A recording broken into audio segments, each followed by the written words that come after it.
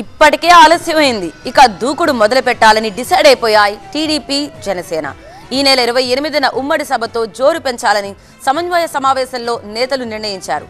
అలాగే పొత్తులతో పాటు ఉమ్మడి మేనిఫెస్టోపై కూడా క్లారిటీ ఇవ్వాలని భావిస్తున్నారు.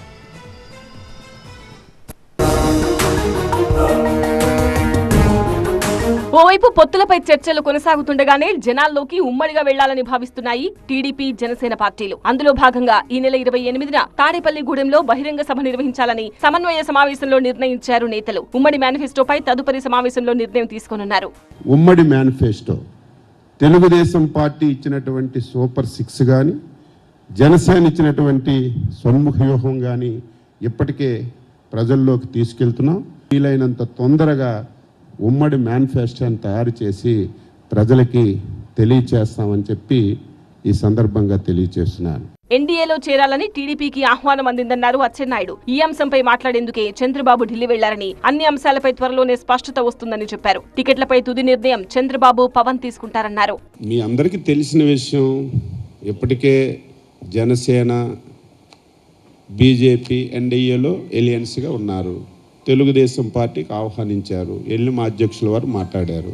ఇంకా చర్చలన్నీ జరుగుతున్నాయి. అతి తొందరలోనే ఫైనల్ అవుతుంది. మీ అందరికీ చెప్తాం. అందులో దాపరికం ఏం లేదు కదా. టీడీపీ, జనసేన ఉమ్మడి కార్యక్రమాలకు త్వరలోనే బీజేపీ కూడా జతగలుస్తుందన్నారు నాదెండ్ల మనోహర్. అతి త్వరలోనే 3 పార్టీల ఉమ్మడి ప్రణాళికపై ఒక నిర్ణయం వెలువడుతుందని చెప్పారు. ఇవన్నీ కూడా గడప గడపకు తీసుకెళ్లేటట్టు ఇరు పార్టీల క్యాడర్ కలిసి పనిచేసుకున్నాయి. భారతీయ జనతా పార్టీతో మేము చేయాల్సిన కార్యక్రమాలు పొత్తులో భాగంగా ఆ నిర్ణయాలు తీసుకున్న తర్వాత ఉమ్మడి ప్రణాళిక సమిష్టిగా చేసే కార్యక్రమాలు కలిసికట్టుగా చేస్తాం. తప్పకుండా బహుశా కొద్ది రోజుల్లోనే అది కూడా ఒక కొలికి వస్తాను నమ్మకంలో.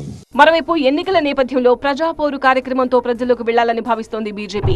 ఈ నెల 27న ఏలూరులో నిర్వహించనున్న బీజేపీ బూత్ లెవెల్ కమిటీ కార్యకర్తల సమావేశానికి కేంద్ర మంత్రి రాజ్నాథ్ సింగ్ హాజరు కానున్నారు. రాష్ట్రంలోని అన్ని స్థానాల్లో పోటీ చేసేందుకు పార్టీ సిద్ధంగా ఉందన్న పురంధేశ్వరి తన పోటీపై అధిష్టానం నిర్ణయిస్తుందన్నారు. ఇంతకు ముందు ఒకసారి ప్రజాపోరు యాత్ర చేయడం జరిగింది.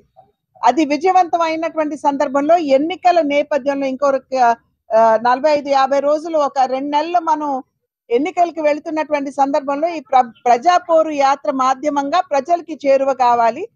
ప్రజలకి మన వికసిత్ భారత్ కింద దేశానికి ఏం చేశామో చెప్తే, ఇక్కడ ప్రజాపోరు యాత్రలో ఆంధ్ర రాష్ట్రానికి కేంద్ర ప్రభుత్వం ఏం చేసింది అనేటువంటి విషయాన్ని సుస్పష్టంగా ప్రజలకి తెలియజేస్తాం.